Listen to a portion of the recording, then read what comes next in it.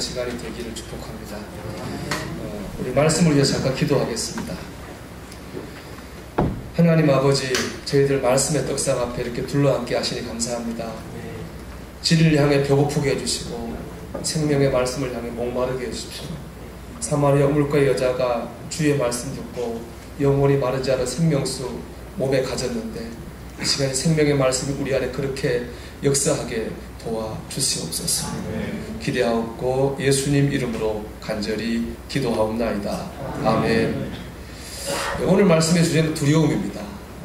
하나님께서 아브라함에게 나타나셔서 하신 말씀, 아브라함아 두려워 말라, 이렇게 말씀하셨거든요. 결국엔 하나님께서 하나님을 통해서 두려움을 이기라, 이런 말씀하신 거죠. 결국 아브라함은 하나님을 통해서 두려움을 이기는 그런 역사를 경험했습니다. 바라기 오늘 말씀을 통해서 여러분 두려움을 이기는 하나님의 힘과 능력을 공급받게 되시기를 주의 이름으로 축원합니다. 제가 이 말씀을 묵상하면서 가장 집중했던 것은 뭐냐 하면 과연 아브라함이 무엇을 두려워했을까라고 하는 것입니다. 왜냐하면 아브라함의 조건을 보면 그렇게 두려워할 만한 상황이 아니기 때문에 그렇습니다. 여러분 오늘 말씀 1절을 보면 이렇게 시작하죠. 그죠? 이후에, 이 말로 시작합니다. 이후에라는 말씀은 표준세번역이나 공동번역 보면 이런 일들이 있은 후에 이렇게 번역되어 있습니다. 그러니까 이 말씀이 생기기 전에 어떤 일이 있었거든요. 그 일이 이 말씀과 관계가 있다는 것입니다. 그 일은 뭐냐면 창세기 14장에 나오는 고대 중동에 있었던 세계 전쟁입니다. 창세기 14장에 보면요, 북부에 있는 그 메소포타미아 쪽에 4개 나라가 연합을 하고 가나안 쪽에 5개 나라가 연합을 해가지고 고대 중동의 패권을 놓고 전쟁합니다. 1947년에 67년에 마테라고는 이태리의 젊은 고고학자가요. 지금 시리아의 알레포, IS주로 활동하는 그 지역에 텔 마르딕이라고 하는 언덕이 있습니다. 텔이라고 하는 건 이슬람 용어로 도시 안에 있는 언덕이라는 뜻이거든요. 그 안에 유물이 있을 수 있죠. 거기를 이제 막 발굴합니다. 그래서 굉장한 발견을 하는 게 뭐냐 하면은 지금부터 한 5,000년 전에, 기원전 3,000년 전에 있었던 전설 속에 있었던 에블린의 왕궁이 사실 있었다고 하는 걸 거기서 발굴합니다. 왕궁투가 거기였던 거예요. 중요한 건 뭐냐면 그 왕궁의 왕실 보관소가 그 발굴이 됐습니다. 거기서 한 15,000개 정도의 문서가 발견됐습니다. 그 당시에는 문서는 지금처럼 종이가 아니라 진흙판에 글씨를 찍어 누르는 우리 쐐기 문자라고 하죠. 그런 발견됐는데 거기에 보면 이 전쟁이 그대로 기록되어 있습니다. 실제로 있었던 것이고 굉장히 큰 전쟁이 있었습니다. 그 세계대전의 와중에 아브라함의 조카 롯이 포로로 끌려갑니다. 그 얘기를 들은 아브라함이 자기 집에서 키운 318명의 사병을 데리고 가서 조카 롯을 구출해서 옵니다. 그게 바로 이 일 후에입니다. 여러분 생각해 보십시오. 자기를 위해서 목숨 바칠 318명의 군사가 있습니다. 아브라함 힘이 센 사람입니다. 또 그 318명을 여러분 먹이고 입히고 재우고 월급도 줘야 될 거 아니에요. 아브라함 돈이 많은 사람일 수밖에 없습니다. 아브라함 힘도 세고 돈도 많습니다. 근데 뭘 두려워할까? 그런 생각이 들지 않을 수가 없었습니다. 도무지 이렇게 힘도 있고 돈도 많은 아브라함이 뭘 두려워했지? 그런 의문이 자꾸 이 말씀을 묵상하며 들었습니다. 성서 연구학자들의 연구를 종합해 보니까 대충 아브라함이 두려워했던 건 2가지로 이제 학자들의 입장이 정리가 됩니다. 첫째는 뭐냐면은 감당할 수 없는 적에 대한 두려움입니다. 아브라함이 조카 롯을 구해오게 됐는데요. 그것은 한 나라를 대상으로 싸운 전면전이 아니에요. 318명이라고 하는 별동대를 구성해서 싸운 게릴라전입니다. 특공대가 구해온 거지. 만약 그 나라가 아브라함을 대상으로 전면전을 한다면 아브라함은 그 나라를 이길 수는 없습니다. 감당할 수 없는 어려움, 감당할 수 없는 문제를 만난 두려움이죠. 이해가 됩니다. 우리도 그렇잖아요. 내 힘으로 감당할 수 없는 어려움을 만나면 우리가 두려워할 수밖에 없지 않겠습니까? 그게 두려움이고요. 두 번째는 없어서 생기는 두려움입니다. 본문 보면 아브라함에게 있는 제일 큰 고민은 뭐냐? 자신의 대를 이을 아들이 없다는 것입니다.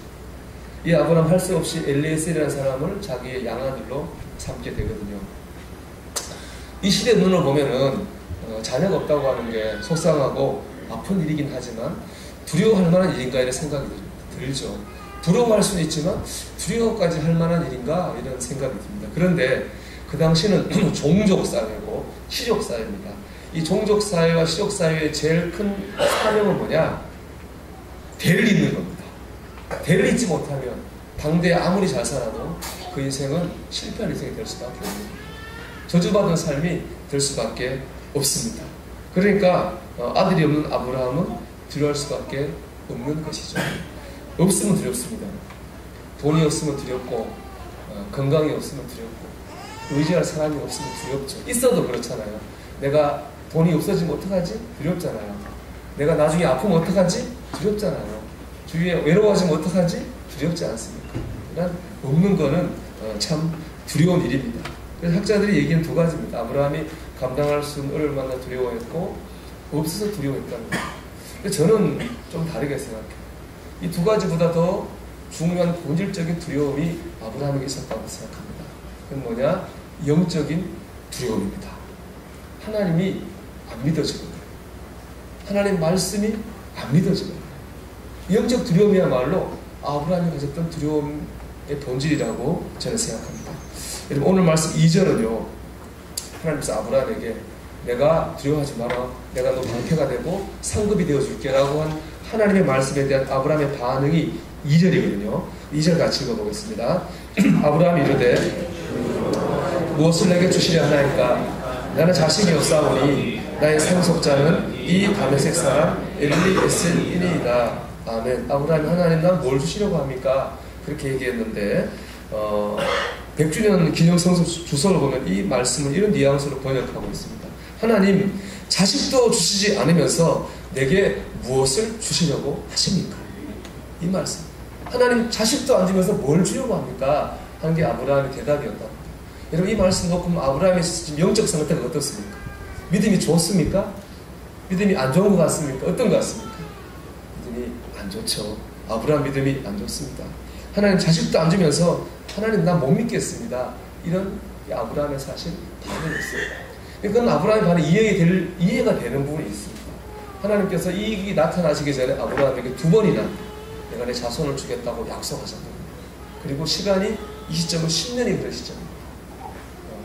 하나님의 약속과 말씀과 달리 아내 사례가 전혀 아이를 가질 기미가 안 보입니다. 그러다 점점 나이를 먹어가니까 아이를 생산할 능력도 없어지게 됐어요. 그러니까 아브라함 입장에서는 믿음이 흔들릴 수밖에 없는 겁니다. 하나님 말씀이 잘 믿어지지 않을 수밖에 없겠죠. 여러분 천국을 믿으시나요? 부활을 믿으십니까? 내가 죽으면 끝이 아니라 내가 죽어서 다시 살아나서 하나님이 나를 예비해 놓으신 천국집에 갈 것을 믿으십니까? 살아계신 주님이 지금 내 안에 계신 것을 여러분 믿으시나요? 그분이 내 인생을 책임질 것을 믿으십니까? 믿는다면 사실 우리는 두려워할 일이 없습니다. 세상의 모든 일은 천국을 향해 나아가는 과정일 뿐이기 때문에 그렇습니다. 하나님이 내 삶을 책임지겠다는데 두려울 것이 뭐가 있겠습니까? 그런데 이 믿음이 흔들리면 우리는 두려울 수밖에 없습니다. 왜냐? 이 세상에는 모든 고난을 오로지 내 한 몸으로 다 받아내야 되기 때문에 그렇습니다. 믿음이 흔들리면 사는 게 무서워집니다. 결국 두려움의 본질은 뭐냐? 믿음의 위기입니다. 두려움은 믿음이 흔들리는 것입니다. 이 믿음의 위기를 극복해야 됩니다. 그럴 때 두려움도 이길 수 있습니다. 그럼 우리가 어떻게 믿음의 위기를 이기고 믿을 수 있을까요? 하나님 때문에 두렵지 않은 삶을 살 수가 있겠습니까? 여러분 하나님을 바라보셔야 됩니다. 이게 이 말씀의 대안입니다. 하나님 바라볼 때 믿음이 서고 하나님 바라볼 때 두려움이 이깁니다. 오늘 말씀 5절을 같이 한번 읽어볼까요? 같이 읽겠습니다. 그를 이끌고 밖으로 나가 이르시되 하늘 우러러 묵뼈를 쓸 수 있나 보라. 또 그에게 이르시되 내 자손이 이와 같으리라. 아멘. 믿음이 흔들려서 두려워하는 아브라함을 하나님 밖으로 부르시고 저 하늘에 있는 별을 보게 하셨습니다. 내 자손이 이와 같으리라. 라고 말씀하십니다. 여러분, 하늘의 별을 생각해 보십시오. 별이 많잖아요. 여러분, 그 별이 어떻게 생겼나요? 아빠 별, 엄마 별이 있어가지고 아들 별, 딸 별이 생겼습니까? 그렇지 않습니다. 그런 방법으로 생기지 않았습니다. 태초 하늘에 별이 하나도 없었어요. 하나님 말씀하시니까 무수한 많은 별들이 생기게 되었습니다. 하나님은 사람과 다릅니다. 역사하시는 방법도 사람과 다릅니다. 우리가 이런 거 얘기하는 하나님은 무에서 유를 만드시는 분입니다. 이 아브라함이 어떻게 다가왔겠습니까? 왜 자식 안 주십니까? 애 낳을 능력이 없어진 왜 이러십니까? 라고 말했던 아브라함이 하늘의 별을 보고 깨달았습니다. 하나님 이런 분이구나. 하나님 이렇게 역사하시는구나. 그리고 하나님의 믿고 하나님의 말씀을 믿었습니다. 6절 같이 읽어볼까요? 아브라함이 여호와를 믿으니 여호와께서 이를 그의 의로 하시고. 아멘. 이 믿는다는 말이 히브리어로 아만이거든요. 우리가 늘 하는 말이 뭡니까 여러분? 아멘입니다. 하나님 아멘! 하나님 역사하심도 아멘! 될 때 아브라함 마음속에 두려움이 사라졌습니다. 우리도 마찬가지입니다. 하나님 아멘! 하나님 역사하심 아멘 되면 두려움이 사라집니다. 여러분, 시선을 돌려야 됩니다. 별을 봐야 됩니다. 그래서 오늘 시선 찬양 제가 신청했습니다. 이 찬양이 너무 좋더라고요.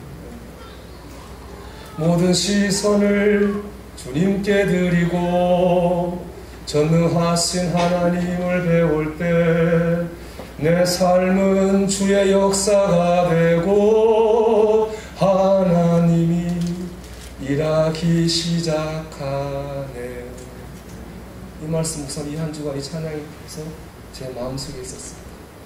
여러분, 시선을 하나님께 드려야 됩니다. 하나님을 바라보고 믿음의 눈으로 우리의 삶을 바라봐야 됩니다. 그럴 때 살아계신 하나님이 느껴지는 겁니다. 하나님의 일하심이 보여지는 겁니다. 그럴 때 우리가 흔들리는 믿음이 세워지고 두려움을 이길 수 있습니다. 여러분, 시선을 하나님께 드리십시오. 하나님을 바라보고 우리와 다른 하나님의 일하심을 바라보시기를 주의 이름으로 축원합니다. 2011년 7월 4일 오전 11시 50분경에 강화도에 있는 해병 이사단에서 김민찬이라고 하는 상병이 동료들을 향해서 총을 난사했습니다. 이것 때문에 4명의 장병이 그 자리에서 죽었고 그를 비롯한 2명이 부상을 크게 입었습니다. 그때 직접 총을 쏘지 않았지만 그 김상병과 공무원 사람이 있었습니다. 정모 이병이라고 하는 후임병입니다. 원래 그 정모 이병은요, 선교사를 꿈꾸던 아주 신실한 신학생이었습니다. 믿음이 좋았습니다. 근데 군대 가서 나쁜 선임병을 만난 거죠. 성경식으로 불태우고 몸과 모든 학대를 너무 심하게 하다 보니까 그 군대라고 하는 또 제한된 공간 속에서 그런 학대를 겪다가 보니까 이 김모 상병과 함께 죽이자라고 하는 일에 공모하게 됐습니다. 물론 참여하지 않았지만 공모한 것 때문에 처벌을 받게 되었습니다. 그런데 그 점에 또 다른 한 젊은이의 기사가 신문에 실렸습니다. 여자 청년인데요. 그 청년은 2008년에 국제요리 경연대회에서 금메달을 땄습니다. 2009년에는 세계 요리 전시대회에서 금상을 수상했습니다. 이 청년의 꿈은 세계적인 요리사가 되는 것이었거든요. 그런데 그 다음 2010년에 갑자기 9월에 그의 아버지가 급성 간경화라고 하는 진단을 받게 됐습니다. 하루 만에 간 이식술 받지 않으면 죽는 거예요. 그 딸이죠. 그녀는 서슴없이 자기 간의 70%를 떼서 아버지에게 줬습니다. 그러니까 참 좋았는데 그 다음에 어떤 문제가 되느냐, 그 수술비가 너무 많이 들어갔어요. 그래서 수술 끝나고 나니까 7천만 원의 빚이 생겼습니다. 돈이 없잖아요. 그래서 이 여자 청년이 대학 요리하려고 대학 들어갔는데 자퇴하면서 등록금을 돌려받았습니다. 그 돌려받은 등록금으로 0.5톤짜리 16년 된 트럭을 샀습니다. 거기서 커피를 팔기 시작했어요. 고난을 많이 받았죠.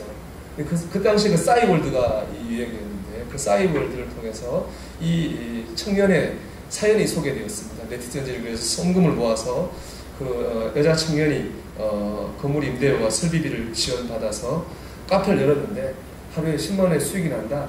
그런 기사가 그 점에 실렸습니다. 둘 다 똑같이 청년입니다. 둘 다 똑같이 생각하지도 못했던 역경을 만났잖아요. 그런 선임병만 누가 알았습니까? 아버지 아플 줄 누가 알았습니까? 똑같이 생각지 못한 어려움을 만났는데 한 사람은 이겼고 한 사람은 졌습니다. 어떤 차이가 있을까요? 그렇죠? 똑같았잖아요. 여기에 대해서 에미 워너라고 하는 심리학 교수가 이런 말로 설명합니다. 회복 탄력성. 이걸 좀 회복하는 힘인데요. 심리학에 쓰는 단어라고 합니다. 이 말은 뭐냐면 주로 시련이나 고난을 이겨내는 긍정적인 힘을 의미한다. 그래서 사람이 이 회복 탄력성이 좋으면 어려움이 있어도 잘 이기고 성공적인 삶을 살 수 있다고 합니다. 그러면서 그럼 어떻게 우리가 회복 탄력성을 가지고 살 수 있을까? 그런 생각을 하잖아요. 그 교수가 제시한 것 중에 하나입니다. 나를 잡아줄 한 사람. 그 한 사람이 있으면 우리가 회복할 수 있다. 그래서 이제 그런 이유가 있는데요. 1955년부터 이 교수가 하와이에 있는 카우아이라는 섬에서 조사합니다. 그 1955년에 833명이 태어났는데 그 아이들을 30년 넘게 추적하고 조사했습니다. 그 섬은 굉장히 가난했다. 지저분하게 가난하고 그리고 가정불화, 이혼, 알코올 중독, 정신질환 그런 게 아주 만연한 그런 섬이었습니다.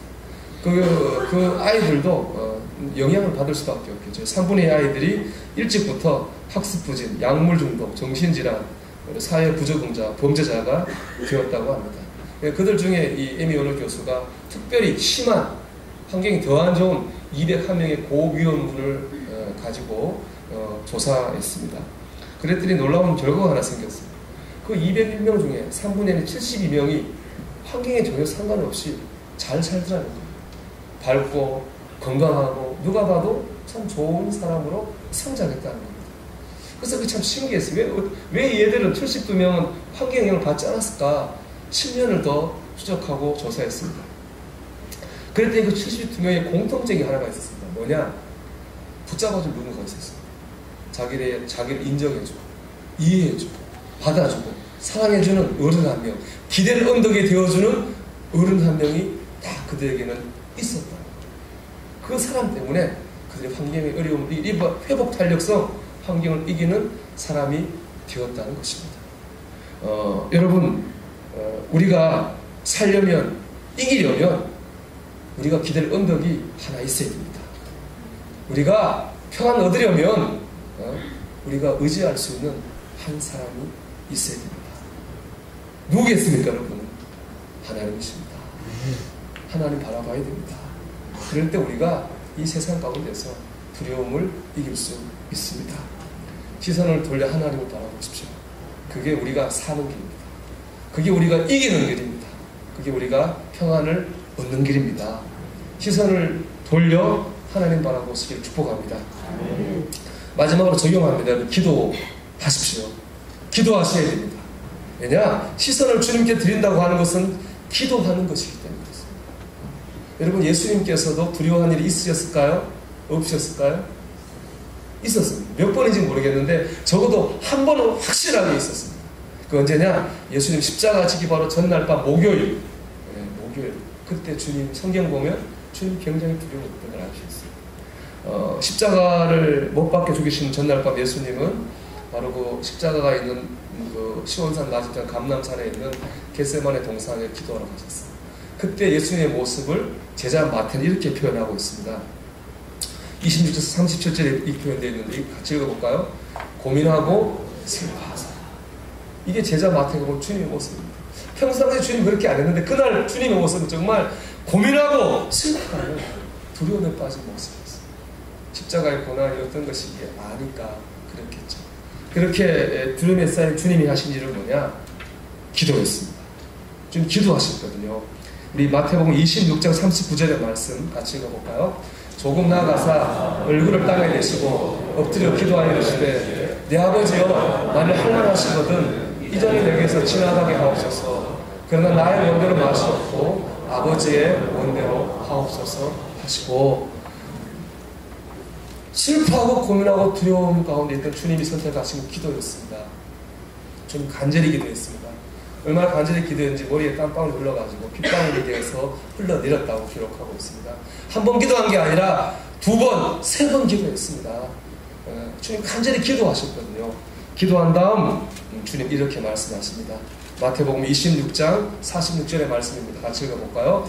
일어나라, 함께 가자. 보라, 나를 타는 자가 가까이 왔느니라. 아멘. 주님이 두려움을 떨치고 일어나셨습니다. 그리고 십자가를 향해 나아가셨습니다. 십자가를 이길 힘과 능력을 하나님 아버지로부터 공급받았기 때문에 그렇습니다. 여러분, 기도하는 것이 시선을 하나님께 드리는 겁니다. 간절히 기도해야 됩니다. 기도하고 또 기도하고 또 기도해야 됩니다. 그러다 보면 내 생각이 바뀝니다. 이것 때문에 너무 감당할 수 없다고 생각했던 내 마음이 하나님 주시면 감당할 수 있어로 바뀝니다. 하나님 감당할 어려움만 주셔로 바뀝니다. 없어서 못 살겠어가 아니라 없어 불편하긴 하지만 그래도 감사하며 살 수 있어로 바뀌게 됩니다. 기도할 때 우리의 마음이 바뀌고 우리의 눈이 바뀌고 우리의 생각이 바뀝니다. 견디고 이기며 나아가게 될 수 있습니다. 십자가를 이길 힘을 얻습니다. 여러분, 기도하십시오. 기도하셔야 됩니다. 여러분, 마음에 품고 있으면 괴로움이에요. 기도하면 바뀌는 거예요. 그런 거 있잖아요. 기도할 왜 염려하십니까? 기도할 수 있는데 왜 걱정하십니까? 그런 찬양 있지 않습니까? 우리가 기도할 때 살아계신 주님을 느낍니다. 우리가 기도할 때 두려움은 사라지고 내 삶에 주님의 역사가 시작됩니다. 금요일 기도회를 우리 하잖아요. 보면 늘 비슷한 분이 오시거든요. 저는 뭐 계속 오지 않아도 좀 바뀌었으면 좋겠어요. 분명히 사는데 어려움이 없을 리가 없는데 요즘 세상에서 이렇게 좀 돌아가면서 이런 어려움이 있을 때는 좀 기도할 줄 아는 사람이 됐으면 좋겠습니다. 그럴 때 두려움이 사라지게 될 줄 믿습니다. 말씀을 맺습니다. 시선을 주님께 드리십시오. 기도하십시오. 두려움을 이기고 그리고 승리하시기를 주의 이름으로 축원합니다. 찬송하겠습니다. 찬송가 360